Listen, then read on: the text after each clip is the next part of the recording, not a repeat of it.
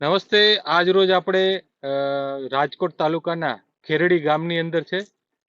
તમે જોઈ રહ્યા છો અંકુર પુષ્કર કપાસ. આપણી સાથે ખેડૂત મિત્રો છે, જેમાંના ખેડૂત મિત્ર છે જેમણે આ વખતે વાવેતર કરેલું છે વાલજીભાઈએ પુષ્કર કપાસનું. વાલજીભાઈ, કેટલા પેકેટ વાવેતર કરેલા છે પુષ્કર? 2 પેકેટ. 2 પેકેટનું વાવેતર કરેલું છે પુષ્કર કપાસનું. આજે આ કપાસ છે તમારે 100 દિવસની આજુબાજુનો કપાસ થયો છે. ઝીંડવા આની અંદર પુષ્કળ લાગી ગયા છે.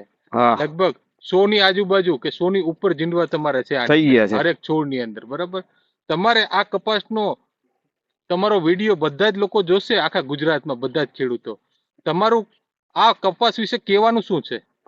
કપાસ બહુ સરસ છે, લીલો રહે છે એકદમ, અને ઝીંડવામાં હારો, અને ચૂસિયા ઓછા આવે છે. ચૂસિયાની અંદર ઓછા આવે છે, પૂરા આની અંદર આવતું નથી, બગાડ નથી, અને કમ્પ્લીટ લીલો રહે છે. બાકી બધા કપા બગડી ગયા છે. બધા આજે 100 દિવસનો કપાસ થયો છે, 5-7 વરસાદ જે પડ્યા એમાં બધા જ કપાસ વયા લાલ થઈ ગયા બધા. પણ તમારો આજે આ કપાસ છે હજી લીલો છે, નવી કુણપ ચાલુ છે, નવા ફાલ ચાલુ છે, અને ઝીંડવા પુષ્કળ પ્રમાણની અંદર લાગી ગયા છે. તમને આ વેરાયટી આજ દિવસ સુધી તમે વર્ષોથી કપાસ વાવેતર કરો છો, કેટલા અંશે પાસ પડી તમે આ વેરાયટી? 100% મને આ વેરાયટી આ વર્ષેથી બહુ જ સારી લાગી. મને મહેન્દ્રભાઈ ના પાડતા હતા, ઓલા મને એમ કેતા હતા કે તમારે આ બિયારણ લઈ જ જવાનું છે, ફરજિયાત લઈ જવાનું. બજરંગ એગ્રો? હા, બજરંગ. હા, બરાબર. પણ ઈ કે તમે પેલા વાવી જોવો કે. મેં કીધું હું નો ભરોસો કરું.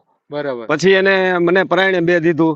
એટલે મેં આપણે આ એટીએમ નું બીજું કયું આવે છે, ઈ 2 પેકેટ પાછા દઈ અને 2 આ પેકેટ લીધા. બરાબર. બીજો કપાસ તમે પાછો આપી અને તમે પુષ્કર કપાસ વાવેતર કર્યું. અને તમે કોઈક ના કહેવાથી, મહેન્દ્રભાઈ બજરંગ એગ્રો ના કહેવાથી વાવેતર કર્યું ને તમને આ જોયું જ નતું, પણ આજે તમે વાવેતર કરીને ખૂબ ખુશ થઈ ગયા. બરાબર. તમે ટોટલ કેટલા વીઘાનો કપાસ વાવેતર કરો છો?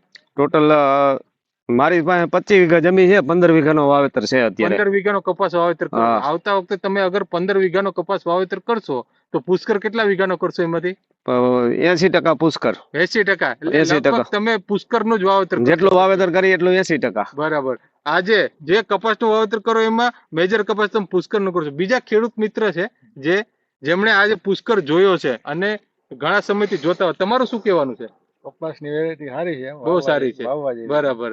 વાવવા જેવી છે. બીજા બધા ખેડૂતોને ભલામણ કરી શકાય એવી વેરાયટી છે. દાદા આપણી સાથે છે, બીજા ખેડૂત શ્રી, તમારું શું કહેવાનું છે? ના, વેરાયટી સારી. વેરાયટી શું સારું છે? આ વેરાયટીમાં શું સારું લાગ્યું? પેલા પ્રથમ તો બગડ્યો નથી, એ મહત્વનું છે ને. બરાબર. કપાસ લીલો છે, એટલો માલ લાગી જવા છતાંય લીલો છે.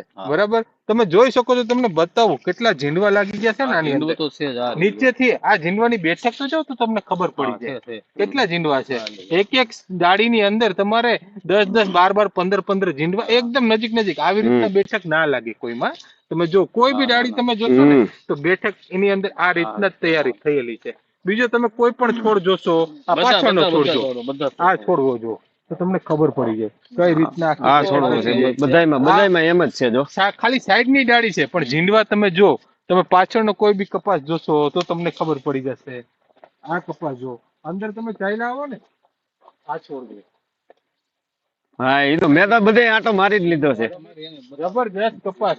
હજી તમારે ઓલી બાયલી સાઈડ જોવાની છે. હજી તો મરચીની છાની કહેવાનો ભાવાર્થ છે કે આ કપાસ વાવતા ખેડૂતો માટે એક વરદાન રૂપ આ વેરાયટી આપણે કહી શકાય. તમારું શું કહેવાનું છે વાલજીભાઈ? બહુ સરસ છે વેરાયટી, બહુ સરસ છે. તો ખાસ તમે લોકો બધા જ, વાલજીભાઈ ખાસ તમે કહી દો કે કોઈ લોકો પુષ્કર લેવાનું ભૂલે નહીં. તમારું શું કહેવાનું એ બારે? હા, વેરાયટી હું તો આજ મને તો બહુ પસંદ આવી છે, તો બધા લોકોને હું એમ કહું છું કે આ વેરાયટી ખરેખર આજ વાપરવી જોઈએ. બરાબર.